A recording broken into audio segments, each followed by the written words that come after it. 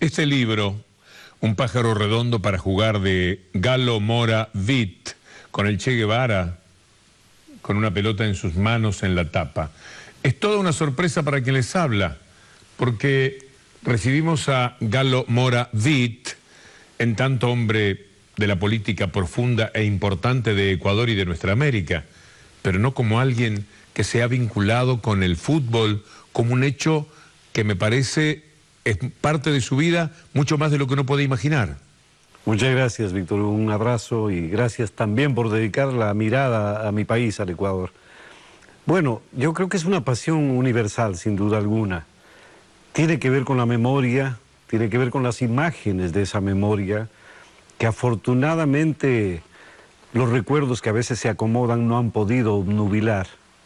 Y el fútbol es evidentemente una pasión. El Mundial pasado nos demostró, yo afortunadamente pude ver el Mundial y pude ver de zurda, pude ver esa dignidad con la que se establece una diferencia absoluta con quienes mercantilizan un deporte tan apasionado, así que felicitaciones por ello.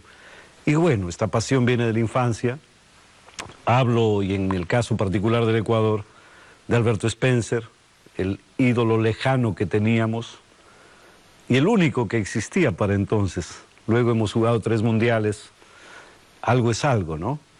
Yo creo que se ha transformado aquello, pero esto es básicamente hablar de la infancia, hablar de Eusebio, hablar de Garrincha, hablar de Pelé y Vinicius de Moraes, hablar de Diego Armando Maradona y Jorge Luis Borges, y hablar también de la poesía, de la novelística. Albert Camus decía, todo lo que sé sobre los seres humanos lo aprendí en el fútbol. Y para mí patria quiere decir Selección Nacional de Argelia. Entonces yo creo que esos temas han ido, diría yo, modulando y moderando la personalidad. Y el fútbol es una pasión inextinguible, por suerte. Es como los libros, mi padre decía, esta pasión que solo se acaba con la muerte. Muchas gracias en nombre de Diego Armando Maradona, además, la mención que hace para De Zurda, que ha sido para quien le habla también un capítulo muy especial. Mora no me sorprende como apellido. Witt, ¿quiénes son los Witt? Bueno, nosotros provenimos de un núcleo de Hamburgo. En Hamburgo nació mi bisabuelo Ernst Witt, viajó a Estados Unidos, luego a Sudamérica y finalmente, como Chaplin diría, la fiebre del oro lo llevó hacia zonas ecuatorianas donde había mucho oro. Sigue existiendo, por supuesto, pero ahí se quedó la vida entera. Tuvo sus hijos, mi abuelo, luego mi madre, pues, y de ese tronco provenimos, afortunadamente un tronco como aquellos alemanes ansiáticos muy creativos. Y entonces fundó una cervecería, una primera jabonería, la primera fotógrafo del Ecuador, prácticamente del Ecuador, Matilde Witt. Así que afortunadamente provenimos de ese tronco creativo. Lo que no tenemos es el oro. Ya no. Ya no. Quiero, Galo, hablar de la Revolución Ciudadana, de lo que fue construyendo ese Ecuador que quizás sus abuelos no soñaron. Hay un parteaguas, indudablemente, un punto de inflexión en la historia contemporánea del Ecuador. Hay que recordar que la más importante transformación del Ecuador fue bloqueada a través de un vil asesinato al general Eloy Alfaro, amigo de Maceo, de Martí, y en enero de 1912 fue brutalmente asesinado por haber sido también asusado por sectores de la prensa que convocaban a ese magnicidio. Ahí se frustró la gran posibilidad de una transformación que quedó trunca, e increíblemente quedó trunca 94 años. Así nos pasa a los pueblos. Por eso quizá tiene tanto sentido aquel maravilloso verso de Neruda, cuando dedicándoselo al libertador Bolívar decía: yo conocí a Bolívar una mañana larga en la boca del 5º regimiento y pregunté, padre, ¿quién eres? ¿Qué eres o no eres? Y mirando el cuartel de la montaña dijo, despierto cada 100 años cuando despierte el pueblo. Ese poema de Neruda yo creo que puede enmarcarnos en lo que nos sucedió. Y desde el general Eloy Alfaro Delgado hasta Rafael Correa Delgado han pasado tantos años, casi un siglo, para volver a tener patria, como lo dijimos en el 2006.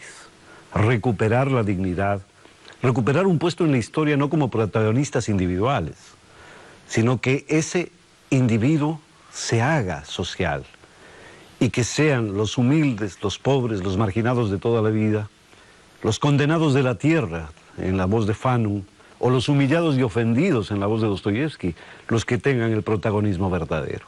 Por eso es la consagración a esta lucha y por eso es que el pueblo ecuatoriano, desde el 2006, jamás ha perdido la pista, ahora sí, de enrumbarse hacia un nuevo destino, bajo el liderazgo indudable de Rafael Correa. Esa lucha amenazada siempre desde adentro, por muchas traiciones, y desde afuera, por muchos intereses. Hablemos de lo que hay desde afuera, porque el adentro más o menos lo conocemos en cada país. Desde afuera hay una agresión muy fuerte, la Argentina está luchando, sabe usted, abrazo partido, para este miércoles hay una cita muy importante. Pero la agresión uno la siente para todos los países de la patria grande, para los países de la emergente América Latina. ¿Por qué los fondos buitres van tan directamente a esa presa? Porque creo que la tipología tan bien expresada en ese nombre cambió de capital golondrina a fondo buitre. Desde aquel que se recreaba en el paraíso de ir, yo diría, acosando hasta el despojo, para hoy convertirse solamente en depredador. Y me parece que la Argentina, como un país maravilloso, que después también de muchísimos años, pone la bandera donde siempre debió estar, en la mayor dignidad posible, es quien tiene que enfrentar, en este caso como cabeza de serie, ya que acabamos de pasar el Mundial, el enfrentamiento con esos círculos que son evidentemente fruto de la codicia y que a través de su capital financiero son los grandes especuladores y los extorsionistas profesionales. Si la Argentina sufre esto, imaginemos países de menor repercusión, no por la dimensión, sino simple y llanamente incluso por su propio Producto Interno, por ejemplo. Si la Argentina sufre estas agresiones, ¿cómo no pensar en el compañero Evo Morales, en el compañero Rafael Correa, en el compañero Nicolás Maduro? Todos siempre a la cabeza de sus pueblos, pero expuestos a la extorsión. Y por eso es que tenemos que hacer, como en el tiempo de Bolívar, de Sucre, de San Martín, un esfuerzo común como necesidad vital de supervivencia para enfrentar a los buitres y especialmente a sus domadores. Y la respuesta a estas últimas palabras es el Banco del Sur, son los BRICS. Yo creo que todo intento, la CELAC, todo intento por formar entes no corporativos, sino nacionales, gran nacionales, decía el comandante Chávez, para frenar la depredación permanente. Y los BRICS, sin duda, representan un canal alternativo. Ahí nos representa Brasil a nivel continental. Pero en la UNASUR, por ejemplo, acabamos de ser testigos del nombramiento del expresidente colombiano Ernesto Samper como nuevo secretario de UNASUR. Y hay que reconocer, por ejemplo, cuánto retrocedimos en estos espacios. La muerte de Néstor Kirchner fue un golpe tremendo para América Latina.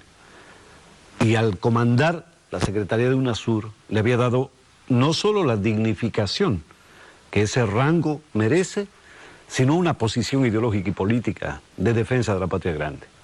Hoy aspiramos a que el expresidente colombiano pueda emerger también como una figura de conciliación y que no se preste a América Latina para más aventuras de fraccionamiento, que es por donde evidentemente a lo largo de más de 200 años hemos sido expoliados e invadidos.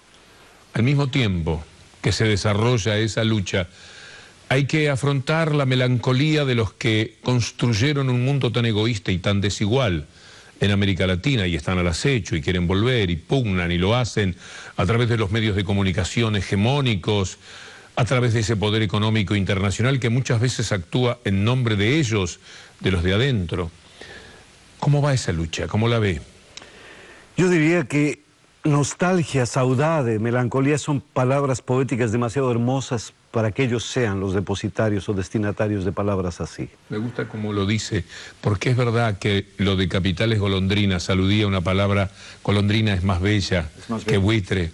Y también melancolía, saudade o nostalgia son palabras demasiado hermosas para que sean quienes han despojado, incluso de la esperanza y del futuro, reciban semejante homenaje. Yo creo que merecen otras, palabras mucho más duras. Quizá, afortunadamente, el castellano y el español nos brindan la posibilidad de tipificarlos como tales. Preferiría no hacerlo en cámara, pero realmente merecerían epítetos y adjetivos mucho más duros, porque han sido los dominantes hacia adentro, los lacayos hacia afuera, utilizando siempre la geometría de la rodilla doblada para recibir, para besar la mano, pero tratando de morder hacia adentro a todos quienes hicieron posible que ellos ocupen las cúpulas políticas, las dirigencias. Por lo tanto, a más del desprecio, yo creo que merecen un repudio generalizado.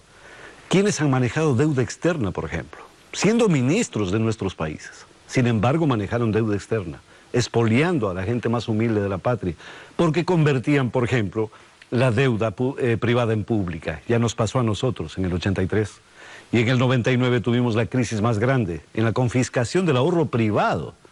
Y son ellos los que quieren regresar en esto que el compañero Rafael Correa Delgado ha llamado restauración conservadora, que está en todos los países, porque ahora está teledirigida.